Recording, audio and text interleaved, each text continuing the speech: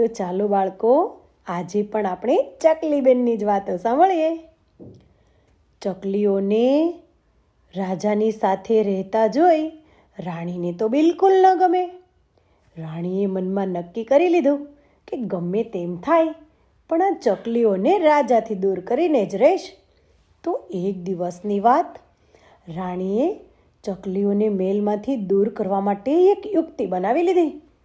એકવાર રાજા અને 7 ચકલીઓની સરસ મજાની સભા જામી હતી અને બરાબર તે સમયે રાણીએ આવીને કહ્યું, મારી વહાલી અને ડાઈ 7 ચકલીઓને સાથે લઈ લાંબી યાત્રાએ જવું છે.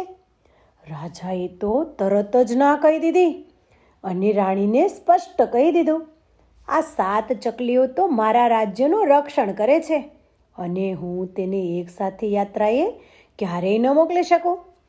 રાજાની વાત સાંભળી રાણીએ તો તરત જ નવી યુક્તિ બનાવીને કહ્યું, સારું ત્યારે તો હું એક ચકલીને સાથે લઈને જાઉં. રાજાએ થોડી આનીકાની કરી પણ રાણીની જીદ સામે તો રાજા હારી જ ગયા. રાણી તો બીજે જ દિવસે પાલખી ને થોડા સૈનિકો અને થોડી દાસીઓ અને રાણીની બહેનપણીઓ આ બધાને સાથે લઈને ચાલી નીકળ્યા અને ખભા પર બેસાડી આપણી ચતુર ચકલીને. રસ્તામાં ચાલતા ચાલતા એક તળાવ આવ્યું. રાણીની યોજના પ્રમાણે રાણીએ ચકલી કંઈ વિચારે એ પહેલાં જ તળાવમાં એનો ઘા કરી દીધો અને પછી ત્યાંથી યાત્રીઓને પાછા વળ્યા. રડતા રડતા રાજા પાસે આવીને કહે, અરે મારી યાત્રા અધૂરી રહી, ચકલી પડી તળાવે. રાજાએ કહ્યું, અરે રાણી થઈને તો રડે, તારી સાથે બીજી ચકલી આવશે. રાણી તો એ જ મનમાં વિચારતી હતી અને તેથી એ બીજી ચકલીને ખભે બેસાડીને યાત્રાએ નીકળી પડી. રસ્તામાં ફરીથી એ જ વસ્તુ કરી રાણીએ. તળાવમાં ચકલીને ફેંકી દીધી અને ફરીથી રાણી રડતી રડતી રાજા પાસે આવીને કહેવા લાગી, મારી યાત્રા અધૂરી રહી, ચકલી તો પડી તળાવમાં. રાજાએ ફરી કહ્યું, અરે તું તો રાણી છો રાણી, રાણી થઈને આમ થોડું રડાય, તારી સાથે ત્રીજી ચકલી યાત્રાએ જશે. રાણી તો ત્રીજી ચકલીને લઈને ફરીથી યાત્રાએ નીકળી પડી. રસ્તામાં ફરી એ જ તળાવ આવ્યું. ચકલીએ આ ત્રીજી ચકલીનો પણ ઘા કરી દીધો અને વળી રાજા પાસે આવીને કહે, મારી યાત્રા તો અધૂરી રહી, ચકલી તળાવમાં પડી. તો રાજાએ ફરીથી એમ જ કહ્યું, રાણી ક્યારેય ન રડે, એક કામ કરો રાણી સાહેબા, આ ચોથી ચકલીને લઈને જાઓ. રાણી તો એક પછી એક એમ ચોથી, પાંચમી, છઠ્ઠી બધી ચકલીઓને યાત્રાએ લઈ ગઈ. પણ બાળકો, એ ખરેખર યાત્રાએ નહોતી લઈ ગઈ, પણ ચકલીને રાજાથી દૂર કરવા માટેની આ એની યુક્તિ હતી. હવે આ 6 ચકલીનો તો તળાવમાં ઘા કરી દીધો અને હવે ફરીથી રાજા પાસે રડતા રડતા આવીને કહેવા લાગી, હવે તો મારી યાત્રા અધૂરી રહેશે, ચકલી તો તળાવમાં પડી ગઈ. રાજાએ કહ્યું, ના રાણી સાહેબ, હજી આપણી પાસે આ 7મી ચકલી છે, એ તમારી સાથે યાત્રાએ જશે. પણ બાળકો, આ 7મી ચકલી જે હતી ને, એ તમારા બધાની જેમ ચતુર હતી. એ તો રાણીના ખભા પર બેઠી બેઠી બધું જોતી જતી હતી. તળાવ નજીક આવ્યું એટલે ચકલીને મનમાં વિચાર આવ્યો કે આટલેથી જ વારંવાર રાણી અહીંયાથી પાછા વળે છે.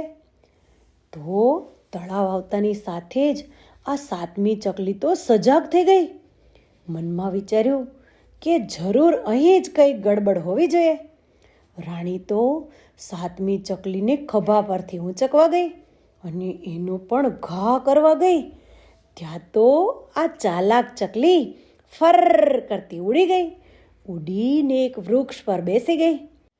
ત્યાં બેઠા બેઠા ચકલીએ તો નિરીક્ષણ કર્યું.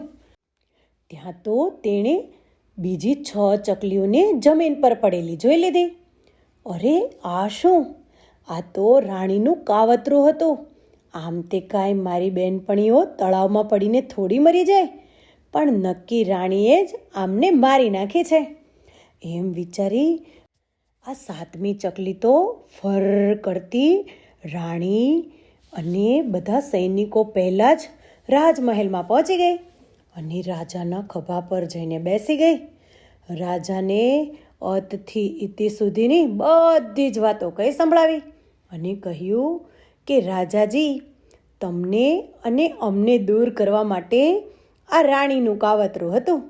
બાકી બીજી ચકલીઓ કંઈ તળાવમાં પડીને નથી મરી ગઈ. જો તળાવમાં જે પડી હોય તો એ જમીન પર કેમ પડેલી હતી?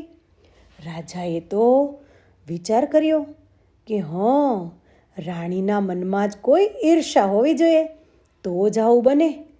પછી રાજાએ ચકલીને કહ્યું, તું ચિંતા ન કર, અને હવે રાણી અને કાફલો અહીંયા સુધી પહોંચે એ પહેલાં જ તું મારી સાથે ચાલ, જ્યાં તારી બધી જ મિત્રો આમ જમીન પર પડી છે. પછી તો ચક્કી રાજા અને થોડા સૈનિકો સાથે સાથે વૈદને પણ સાથે લીધા રાજાજીએ, અને એ તો રથમાં બેસી અને તળાવ પાસે પહોંચી ગયા. અને બાળકો જ્યાં તળાવ પાસે પહોંચ્યા ત્યાં તો આ 6 ચકલીઓ પોતાના છેલ્લા શ્વાસો ગણતી હતી. પણ રાજાજીએ તો તરત જ વૈદને આદેશ કર્યો કે બને ત્યાં સુધી જલ્દી મારા નગરની પ્રધાન જેવી આ બધી ચકલીઓને તમે ઉપચાર કરો, અને એમાંથી એક પણ મરવી ન જોઈએ.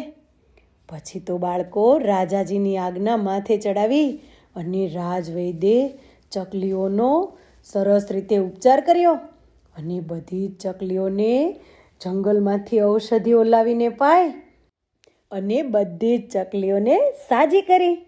ફરીથી રાજાજીએ આ બધી જ ચકલીઓને રાજ્યમાં સ્થાન આપ્યું અને ફરીથી બધી જ ચકલીઓને પૂછીને જ રાજા નગરનું કામ કરવા લાગ્યા.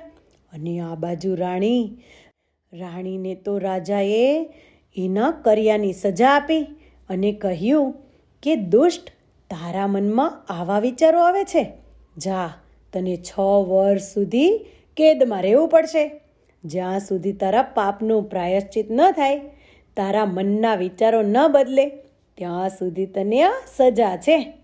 પછી તો રાણી સાહેબને જેલમાં પૂરી દીધા, કેદ કરી દીધા.